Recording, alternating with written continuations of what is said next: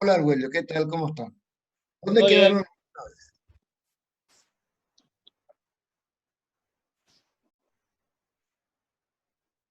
A ver, ¿quién recuerda dónde quedamos la última vez con el profesor Marcos?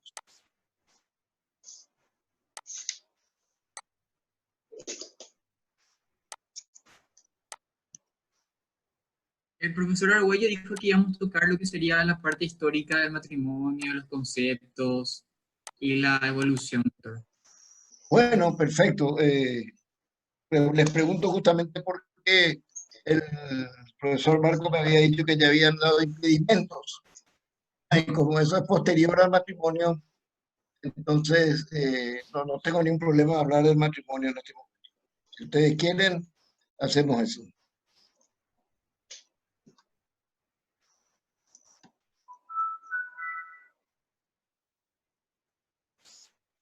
Parece que no me escuchan bien.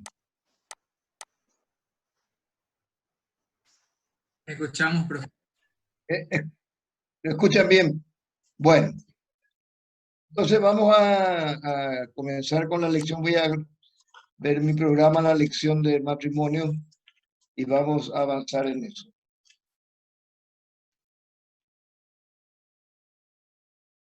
Mira, Sí, a 51. 2 millones estaban Un millón, 1.895.000 no va a dar. Carlos. Y el A50, Bueno, bueno, hay un micrófono prendido ahí. Sí, vamos a estar apagando. Bueno, ustedes saben que el matrimonio es una institución tan antigua como la humanidad misma. Según la idea de Dios en la Biblia, el hombre nació para vivir en pareja. Todos conocen la historia del Génesis, de Adán, Eva, etcétera, así que no vamos a extendernos en eso. La humanidad también centró su vida siempre en torno a una institución que se llamaba la familia, de la cual ya hemos hablado en clases anteriores. Pero el centro de la familia es la institución matrimonial, es la unión del hombre y la mujer, con lo cual se perpetúa la especie y continúan también cumpliéndose otros fines del matrimonio de los que hablaremos enseguida. El matrimonio, obviamente, hubo una larga evolución en la historia por los diferentes procesos históricos que hemos vivido. No es lo mismo la humanidad en la época de los griegos, en la época de los romanos, en la Edad Media, en la Edad Moderna, que hoy. En la edad, en la época de los griegos, si bien se conseguía el matrimonio único entre hombre y mujer, la mujer tenía un papel muy secundario, un papel relegado a convertirse prácticamente en una madre de hijos, casi yo diría por como una máquina de producir hijos, y no tenía otra gravitación dentro de la sociedad. Vivía en el fondo de la casa, en un lugar que se llamaba el gineceo. De ahí viene la palabra ginaikos del griego, quiere decir mujer. De ahí viene ginecología y todas las cosas que se conocen de las mujeres. Obviamente eso era una cuestión absolutamente injusta. La mujer tenía un papel muy importante, mucho más que dar a luz y amamantar a los hijos. La mujer también tenía la importancia de ser un símbolo dentro de la familia, el símbolo del respeto, el símbolo del amor, el símbolo de la fidelidad, en fin, una serie de cuestiones que rodeaban a la mujer. En Roma la situación ya fue distinta. En Roma la mujer tuvo un papel mucho más trascendente, y si bien los romanos en algún momento tuvieron también una vida disipada, si bien los romanos también en algún momento vivieron una época en que las costumbres se relajaron absolutamente, y eso fue lo que produjo luego la caída del Imperio Romano. No es menos cierto que la mujer tuvo un papel mucho más relevante que en otras civilizaciones.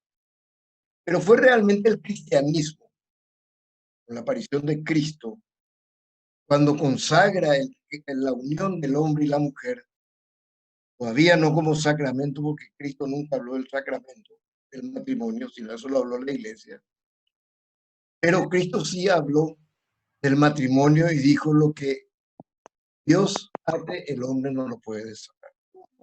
Era el matrimonio consagrado entre un hombre y una mujer que era efectuado en presencia de Dios Todopoderoso. La Edad Media, que tuvo una fuerte influencia del cristianismo en todo lo que es su legislación y especialmente en lo referente a la familia, obviamente tuvo como siempre como una meta el respeto al matrimonio.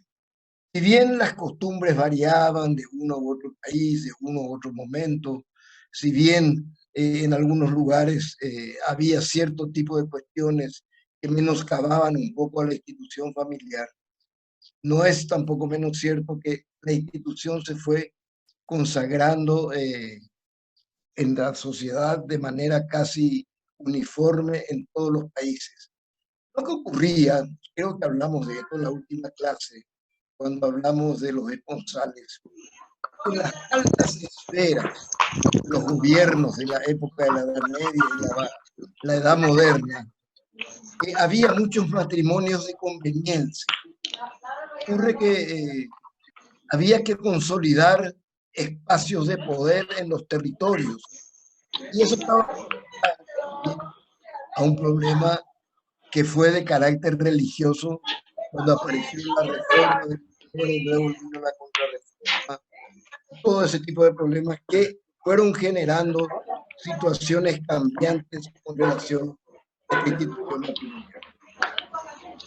Estoy seguro que ustedes habrán leído que en la historia se comprometían en matrimonio a niños recién nacidos Ahora ya puedes escuchar ya, ¿verdad? o a niños de pocos años de edad, y por razones de conveniencia, Tener más paciencia al mundo, lo que yo te digo. por los cuales Nosotros, por ejemplo, no sabemos andar en bicicleta con papá porque nunca tuvimos. A lo mejor voy a andar sí, pero puro, Para ¿verdad? practicar música. Sí, Doctor, discúlpame. ¿Pueden apagar su micrófono, por favor? no evito todo. La película es más que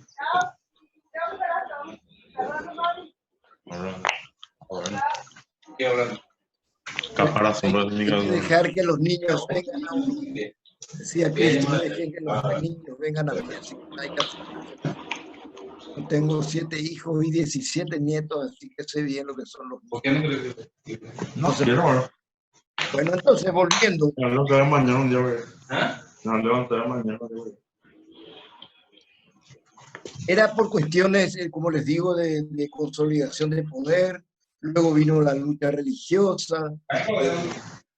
Enrique VIII, recordarán el famoso rey Tudor de la dinastía de los Tudor. ¿Vos querés estar acá? Yo ya ni empiezo. Fue un hombre que Mira, no te lo dije. preparó, consolidó el cisma con Roma, el divorcio que tuvo para casarse con Ana Bolena, su segunda esposa. Tampoco le duró mucho tiempo porque después, ustedes saben por la historia, Ana Bolena murió decapitada por orden del rey y él se casó 4 veces más después, tuvo 6 esposas en total y bueno, eran problemas muy claros también en la monarquía porque ninguno de que se recuerda la historia haya tenido tantas mujeres como tuvo Enrique VIII. Estaban una vez, enviudaban 2 veces, a veces se divorciaban, pero nunca, nadie tuvo el récord que tiene en la historia Enrique VIII el Tudor.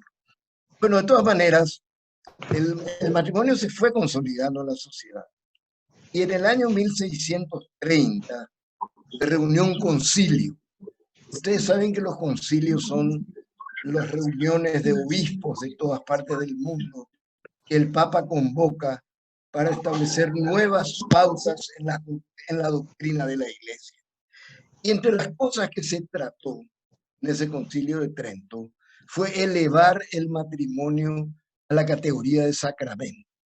Hasta ese momento el matrimonio no tenía categoría de sacramento.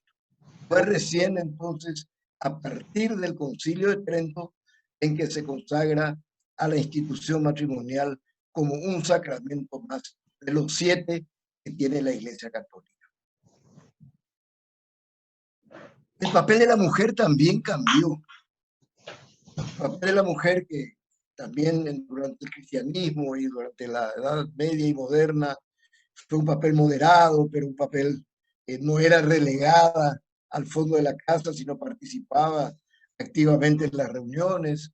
Hubo reinas, hubo Isabel la Católica en España, hubo Isabel I en Gran Bretaña, Catalina, hubo varias mujeres que fueron reinas, de modo que las mujeres no es que tenían, a pesar de que en algunos países había lo que se llamaba la ley sálica, en virtud de la cual ley sálica las mujeres no podían ser reinas, no podían ser herederas del rey, sino solamente los varones. Pero a pesar de eso, hubo países que no reconocieron la ley sálica y otros que la modificaron después con el transcurso del tiempo. Entonces, la mujer cambió de papel en la sociedad, fue cada vez más importante su presencia y todo eso se notó sobre todo a fines del siglo XVIII, comienzos del siglo XIX, cuando se descubre la fábrica, la máquina de vapor para producir mercaderías más en serie en las fábricas, lo cual requirió de una mayor participación de mano de obra y por lo tanto la mujer fue incorporada a la parte laboral que hasta ese momento estaba reservada solamente para los hombres. Pero tampoco fue fácil para las mujeres su incursión, su inclusión en la vida laboral, ni en la vida como madre, como esposa y como fundamento también que es de la familia. La historia es larga, si empezamos a contar lo que ocurrió en el siglo XIX, la historia de los sindicatos, cómo fueron participando las mujeres de a poco hasta ir consiguiendo palmo a palmo, pelea a pelea, fueron consiguiendo la igualdad entre hombre y mujer, que fue un proceso largo y que dura, le diré, hasta hoy.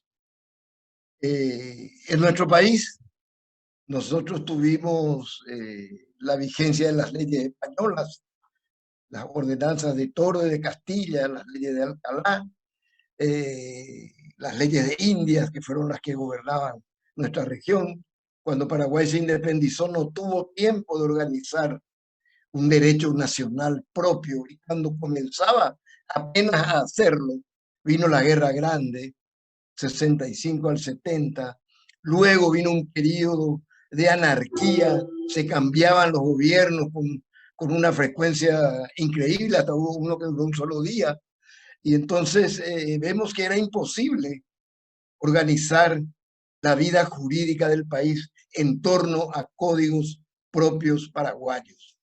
Fue así que en el año 1875 se resolvió aprobar el Código de la República Argentina, que había sido redactado por Dalmacio Vélez Sarsfield.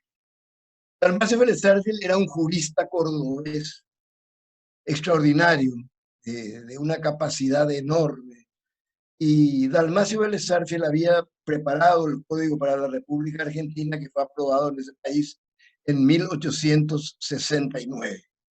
La primera edición de ese código se hizo en Estados Unidos, en New York, y el código que Paraguay aprobó en 1875 con carácter provisorio, claro, esto porque es muy importante, con carácter provisorio, era la edición La Yuan, que así se llamaba la editorial, La Juane, La Yuan, de Nueva York del año 1869. ¿Por qué le digo que es importante lo de carácter provisorio? Porque el provisoriato duró 110 años. El Código Civil paraguayo nuestro por primera vez fue aprobado en 1985 y entró a regir en 1987. Ustedes verán que en el Código de Vélez-Sarsfield, por supuesto, fruto también de lo que era la época, la mujer tenía un papel secundario. Cuando veamos el régimen patrimonial del matrimonio, vamos a profundizar más esto, pero les voy a decir nada más para que tengan una idea, que en el Código de Vélez-Sarsfield la comunidad de bienes, la comunidad gananciales, se llamaba sociedad, la sociedad conyugal. Y la sociedad conyugal se regía por las leyes relativas a los contratos. O sea, que se consideraba que la parte patrimonial del matrimonio se regía por la legislación contractual del Código de Vélez. Pero lo que es más grave es que el administrador de la sociedad conyugal era el marido.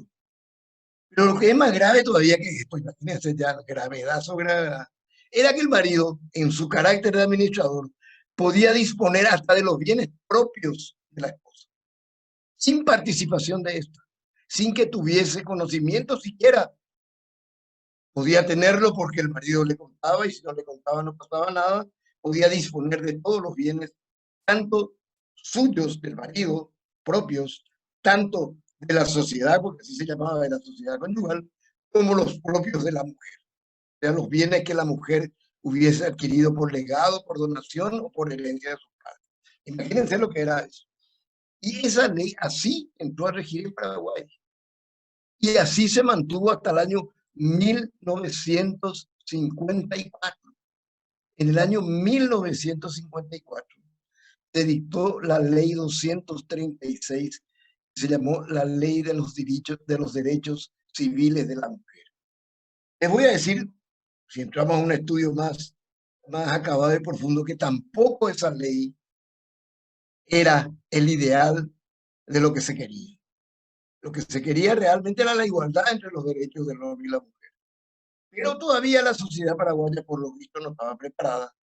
Y en aquel entonces el Parlamento constituía una sola cámara, se llamaba la Cámara de Representantes. Y entonces ese Parlamento modificó el proyecto que había sido redactado por el profesor Luis de Gasperi. Fíjense, ya el proyecto de igualdad de derechos civiles de la mujer fue preparado por el autor del Código Civil y le modificaron su ley y su proyecto, y a él le molestó muchísimo. Como respuesta, escribió un libro que se llama De la igualdad de los sexos en el derecho civil comparado, donde hace una crítica muy profunda a la ley y donde se concluye prácticamente que en vez de darle una gran capacidad a la mujer, lo que se hizo menoscabar más la capacidad del hombre sin darle a la mujer la verdadera capacidad que ella necesitaba. Esto siguió así. Ustedes conocen la historia del código, que se conformó una comisión de modificación, que se le dio a De Gasperi ejecutar el proyecto. De Gasperi preparó lo que se llamó el anteproyecto de Código Civil, y la comisión de codificación lo estudió de manera muy lenta, sobre todo profundizando en la parte de contratos, de hechos y actos jurídicos, contratos y de los derechos reales. En la parte de personas y derechos de familia fue más lento el avance. Y llegó un momento en que el código debió enviarse al Parlamento, porque hacía 20 años que estaba siendo estudiado por la comisión, y había una gran presión de la ciudadanía para tener un código civil paraguayo.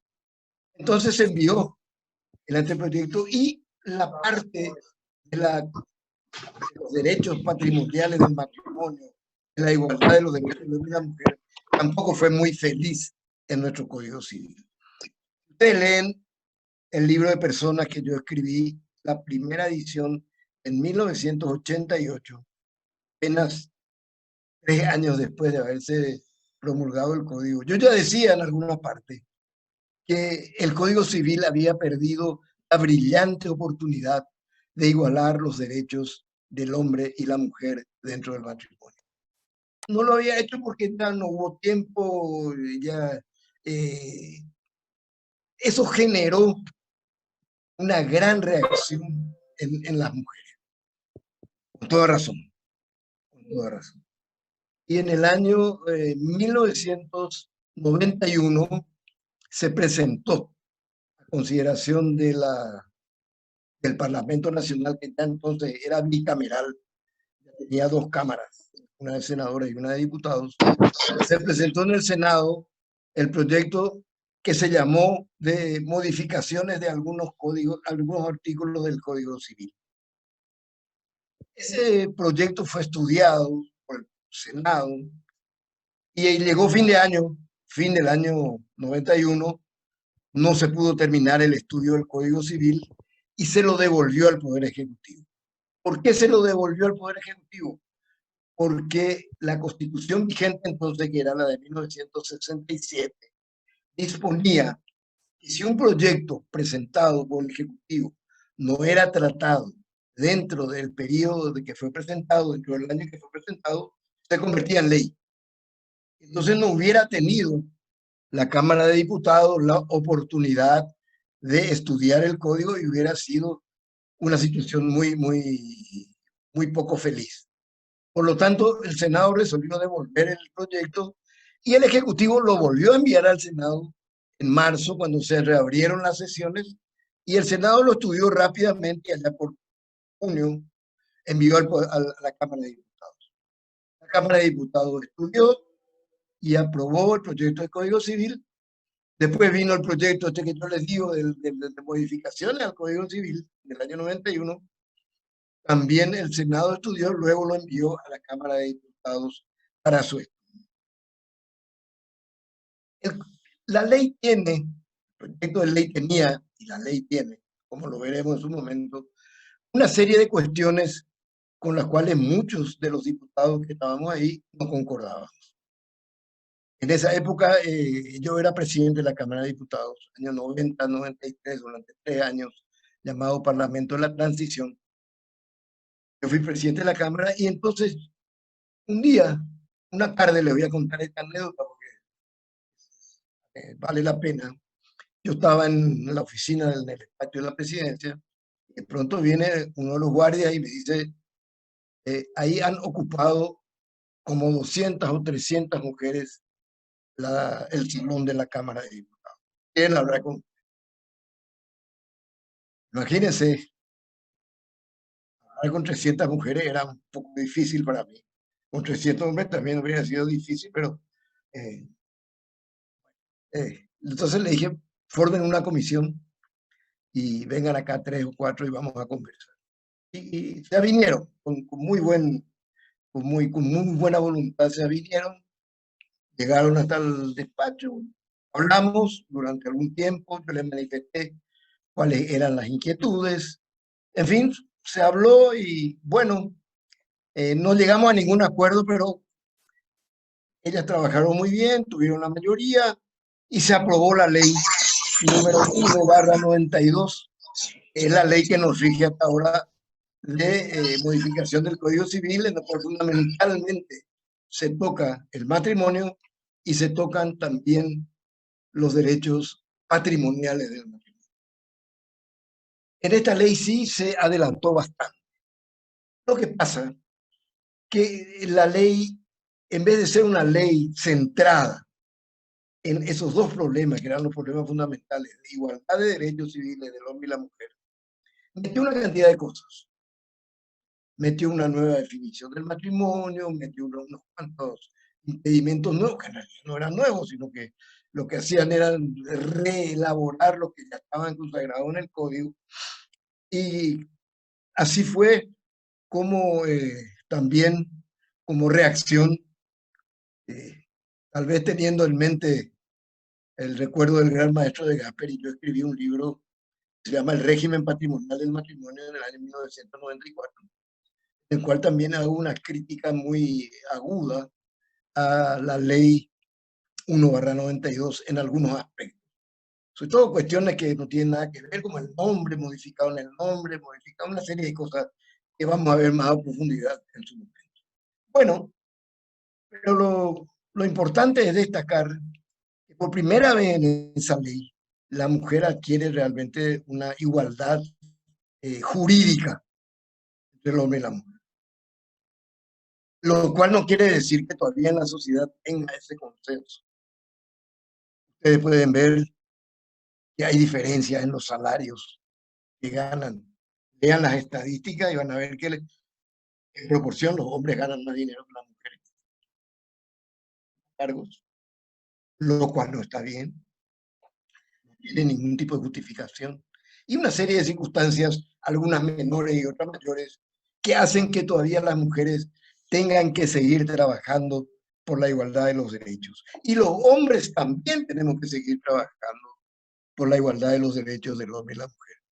Porque no es solamente una cuestión que interesa a las mujeres, interesa a la sociedad, interesa al matrimonio fundamentalmente, para que la convivencia sea armónica entre los esposos como debe ser. Debe basarse sobre la igualdad y el respeto que debe haber entre el hombre y la mujer. Y fundamentalmente eso pasa por la capacidad que tiene cada uno dentro del matrimonio de aportar y también de disponer de lo que le corresponde legítimamente. Así como a partir de ahora ya de esta ley, ya el código establecía algunas cosas, pero no con tanta precisión como lo hace la ley. Y ahí vienen los errores que vamos a ver en el momento que estudiemos el régimen patrimonial. Algunos errores que introdujeron con el fin de igualar más y descompusieron un poco, por ejemplo, el tema de la administración de la comunidad ganancial. Dijeron que tanto el hombre como la mujer, ambos conjuntos o indistintamente podían ser administradores de la comunidad ganancial, lo cual potencialmente genera una cantidad de conflictos. Lo vamos a ver más a profundidad en breve cuando estudiemos el régimen patrimonial del matrimonio.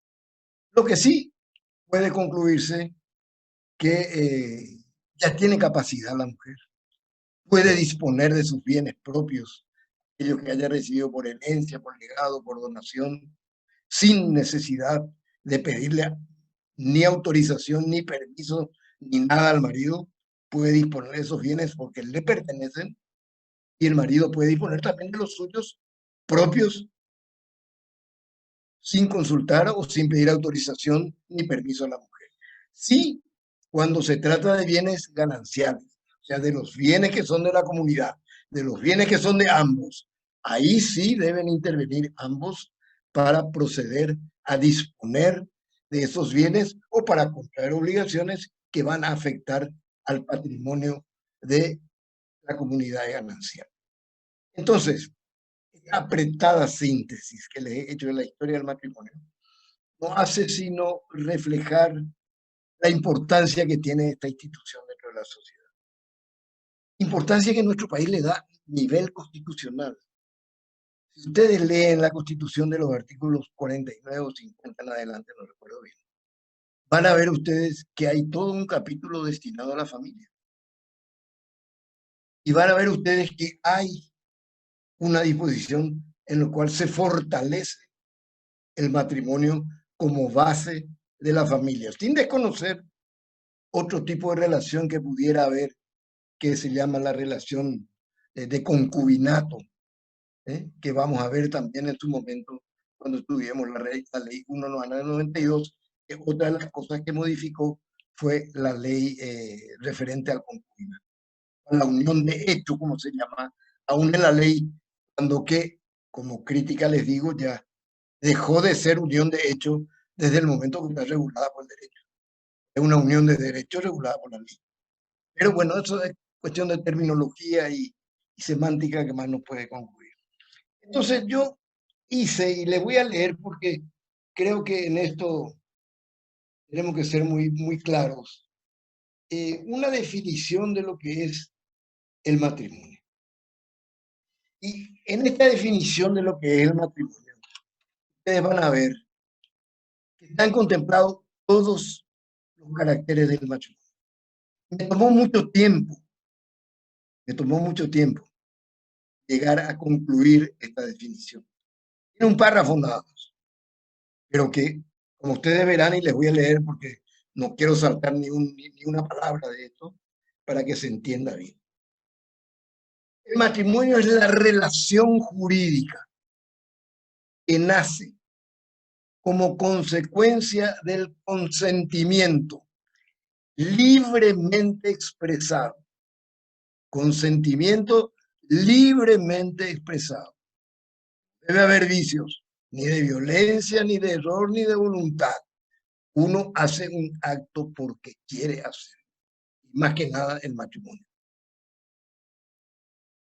Celebrado con participación, libremente expresado en un acto formal. Esta es otra cuestión fundamental. El matrimonio es un acto formal. Y en el derecho las formas son muy importantes, porque es la forma como se viste un acto para que ésta pueda tener efectos frente a terceros.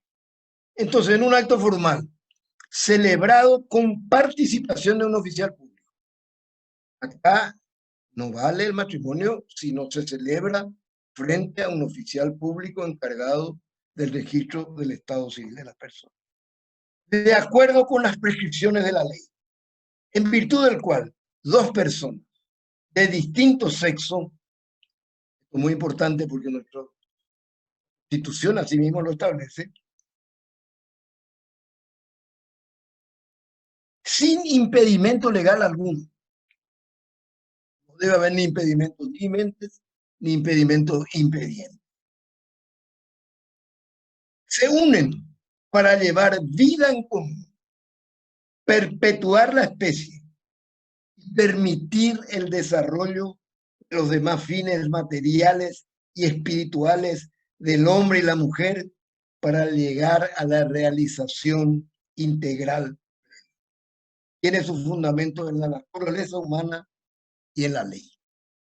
Les voy a leer de nuevo porque es, me parece, el caracú de toda esta clase, llegar a esta definición del matrimonio. La relación jurídica es una relación jurídica, porque hay un vínculo entre dos personas que celebran un acto jurídico determinado, que nace como consecuencia del consentimiento. ¿Qué quiere decir consentimiento? Quiere decir sentir en común, cum sentire, sentimos la misma cosa, ambos tenemos el mismo deseo, la misma voluntad de querer realizar un acto jurídico determinado. Consentimiento libremente expresado, repito, no debe haber vicios. ¿Cuáles son los vicios que en realidad son vicios del consentimiento, pero también son vicios de la voluntad? Son actos que deben ser sin presión, o sea, sin violencia, sin error y libremente expresado voluntariamente. De acuerdo con las prescripciones de la ley, hay que respetar lo que dice la ley. La unión de un hombre y una mujer, etc. No debe haber impedimento legal alguno. Me parece que hablaron con el doctor Marcos de lo que son los impedimentos impedientes y lo que son los impedimentos dirimentes. Los impedimentos impedientes, repito, nomás para tener fresco, son aquellos impedimentos que hacen nulo o anulable el matrimonio. Y los impedimentos impedientes son aquellos, los dirimentes son los primeros. Y los impedientes son aquellos que no hacen nulo o anulable el matrimonio, sino que conllevan una sanción especial cada uno. Entonces sigo. En virtud del cual dos personas de distinto sexo, hombre y mujer, sin impedimento legal alguno, se unen para llevar una vida en común. Perpetuar la especie, porque ese es uno de los fines del matrimonio, pero no es el único. Hay otros fines. Hay personas que no pueden tener hijos, o por esterilidad del marido, o por esterilidad de la mujer, o hay personas que se casan con una edad avanzada y ya el aparato reproductivo ya no está para tener hijos. Lo mismo hay en el matrimonio, otros fines espirituales y materiales, la vida en común, el compañerismo, el afecto, el amor que hay entre las partes, el respeto mutuo. Hay una serie de valores y principios que también tienen vigencia en el matrimonio. Tiene su fundamento en la naturaleza humana y en la ley. La naturaleza humana, porque la única forma de reproducirnos hasta ahora es a través de la unión del hombre y la mujer. Si bien está la clonación hoy día, que es una posibilidad de que nazcan seres asexuados o que pueda sacar una fórmula medio rara, que todavía no está aprobada, por suerte, en ninguna parte del mundo. Pero lo natural, lo que se basa en la naturaleza humana es que sea el fruto, el hijo sea el fruto de un hombre y una mujer. Muy bien, no debe haber impedimentos. Vuelvo a repetir esto porque es muy importante. Y tiene su base en la ley, porque la ley nos establece cuáles son los caracteres del matrimonio. Entonces ustedes van a ver, si vuelven a leer después, en esta definición que yo les di, cuáles son los caracteres del matrimonio. En primer lugar, la heterosexualidad que ya les expliqué. Tienen que ser personas de sexo diferente. Hay una gran discusión hoy día, porque hay países que admiten el matrimonio entre personas del mismo sexo.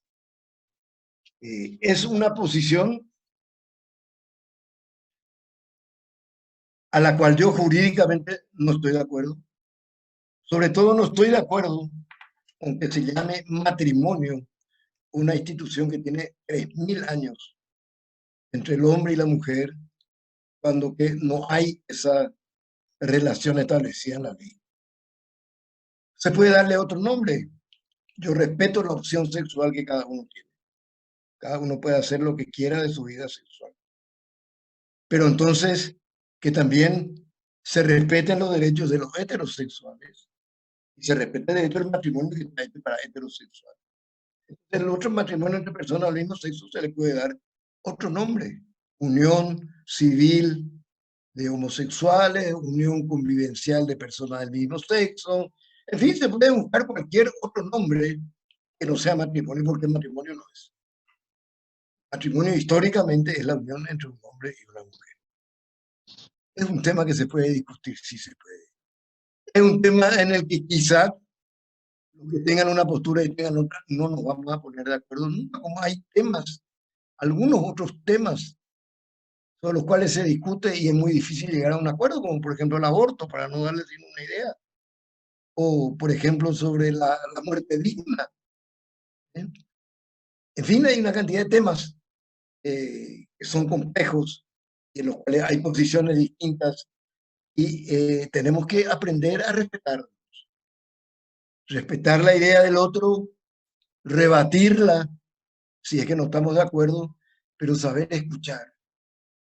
Acá en Paraguay, y generalmente es así, no somos solo nosotros, generalmente no, mientras nos están diciendo lo contrario de lo que nosotros le dijimos, nosotros ya estamos pensando cómo le vamos a rebatir eso. No estamos pensando en lo que nos dice. No estamos tratando de entender o de aprovechar algo bueno que pueda haber en esa conversación que tengan. No. Yo cuando estoy debatiendo, si me dice A, yo le dije B, y él me dice B, C, yo ya estoy pensando en D, y así nos vamos, y en vez de buscar consensos, nos vamos discutiendo sin llegar nunca a solución. De todas maneras, el debate enriquece. Hay que saber debatir, hay que saber discutir, hay que saber respetarse, hay que respetar las posturas de los demás. Cada uno tiene el derecho a tener la postura que mejor crea conveniente, pero hay una postura constitucional y una postura formal que debemos respetar. Otro de los caracteres del matrimonio es la unidad. El matrimonio entre un hombre y una mujer no es entre dos hombres y una mujer, o dos mujeres y un hombre, o dos y dos, es uno y uno. Una unidad. Es al mismo tiempo permanente.